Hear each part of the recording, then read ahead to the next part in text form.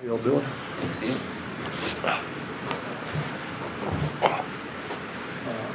Recording in progress. Is Ronnie available? I'm sorry? Is Ronnie available? He is not. He and DJ are out. Do you expect DJ and Landale to be back Saturday? We'll find out tomorrow, when we get back, see how they're doing. Spurs are going to honor Red McCombs Saturday night. Right. What was it like working for him early on? And, his impact, goes well beyond the Spurs, but he's always placed the Spurs number one. Well, he's, and I kind of figured, not just in San Antonio, but in our state, the Spurs wouldn't be there without him. David wouldn't have been there without him. And beyond that, in the colleges and universities in Texas, he's been a huge contributor and a big influence for sure. My first job was under him, and he's a piece of work. You just fall in love with the guy. He's bigger than life, is what I really mean by that. I can remember the first time he walked in the gym in his big cowboy boots and his fur coat and that big hat, and I had no idea where I had landed. But learned a lot from him, and he's special to a whole lot of people. Thanks, Bob. He owned the Vikings too. Did he ever say to you? He did, yeah. Yeah, did he ever say to you, there ain't a horse that can't be rode and a cowboy that can't be throwed? Yeah, I think he told me that on the plane when I flew up with him to the game. Chris Finch just said that when I forgot about that. You all know. Yeah, he was here. Yeah. Why he's bigger than life. Very colorful. Okay, yeah, exactly. Chris Finch just said that when he watches you guys play, it feels like he can see you having fun coaching this team.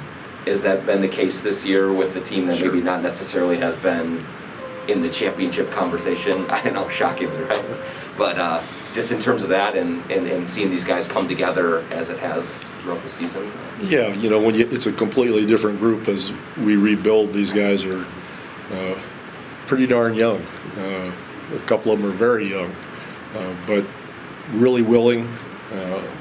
They're just like a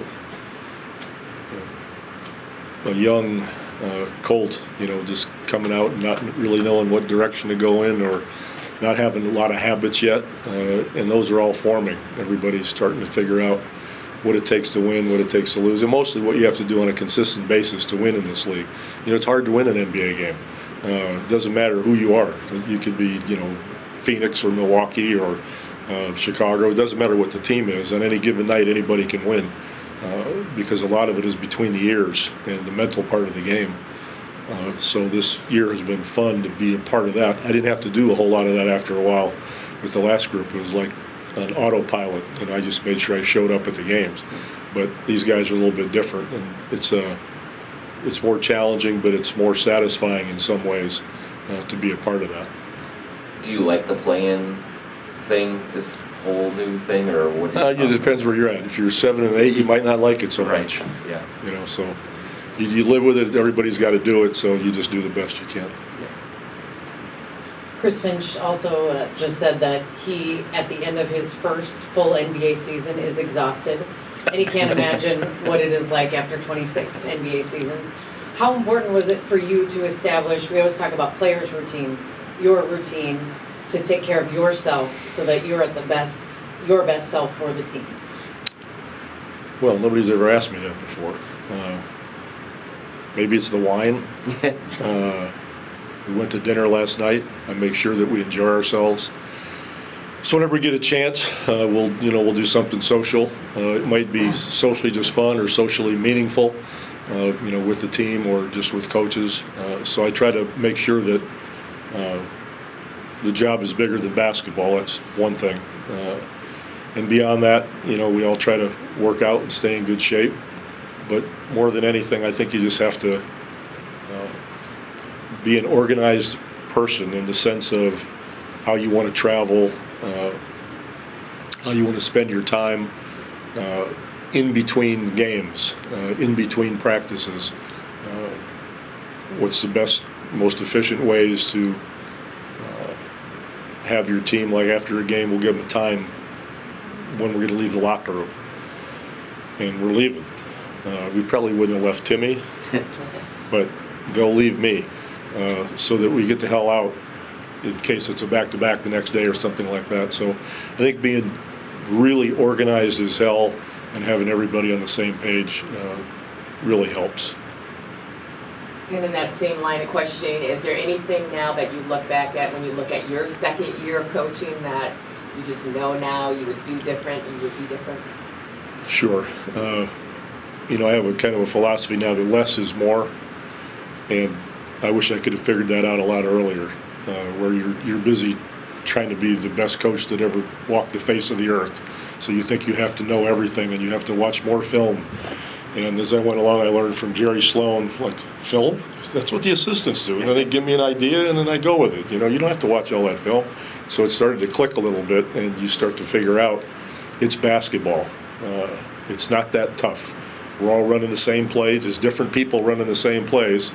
You know, I would watch Malone and Stockton run the same pick and roll 73 times that night, and they did it pretty well.